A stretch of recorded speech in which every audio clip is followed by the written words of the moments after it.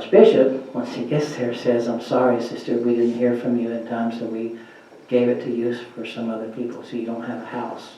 So you might as well go ahead and go back home to Italy." She said, "No."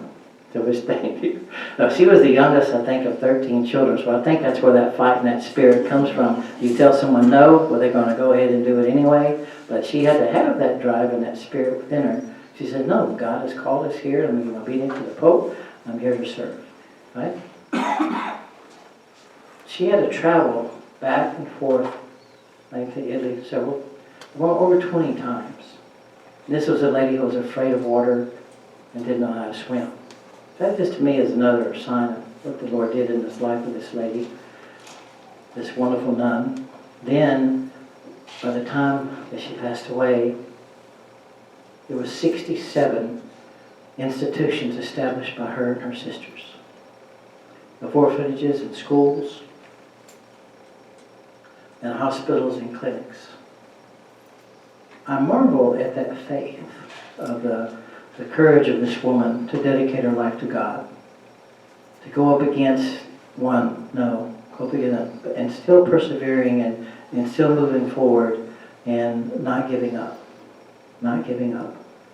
And one of the quotes that we had in Office of the Readings, it says this. She says, "Money I have not, but faith we do, sisters. And with that faith, God will provide many miracles." That just didn't come from some little nice saying right from someone's heart. But that came from someone who experienced, I had to be miracle after miracle after miracle in someone's life. And that is why she is the first canonized American citizen. Even though she was from Italy, she became American, United States citizens. So she is the first one. So since Larry's not here, then there's your mother, Frances Cabrini. And so she is someone that can inspire us to continue to live our life in our faith, especially when we go up against odds.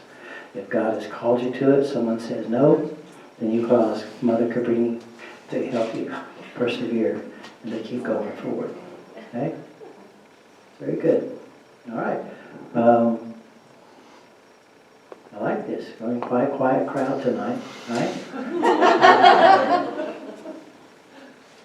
Well, if there's no other questions, then I will just offer a blessing, a prayer upon us, and we'll see you next week. And we have, Sister Mary Claire will be here talking about Mary and the saints. So we've been talking about him. Right? So what's the new thing about mail? Who's bringing the mail next week? We are the green team! The green team, we're going to divide up the things so the green team knows that they're supposed to help with. We're running out of ministries, we're running out of groups. So we have to kind of take care of ourselves. So that's why we divide up in groups so we can kind of help divide the meals. Okay? Sure.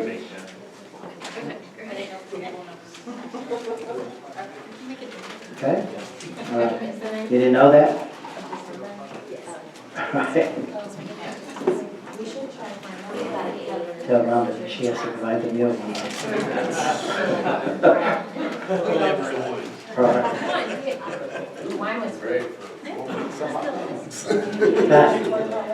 All right, let's pray. Okay? In the name of the Father, the Son, the Holy Spirit. Amen.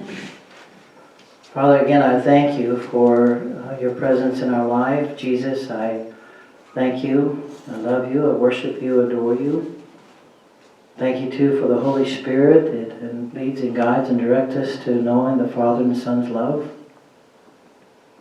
And Jesus, I thank you for that great sacrifice of your love on the cross, shedding of your blood, the knowing of your blood flow from the side of your heart, that we know that precious gift of that life flowed into the hearts now of your church, of your believers.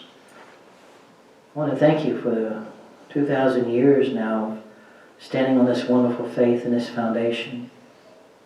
I want to thank you too, knowing that you are always there in the sacraments and praying that that renewal of faith will be in our hearts, especially those who be our catechumens and our candidates, who are just seeking you in this wonderful gift of joining your faith and community and holy souls.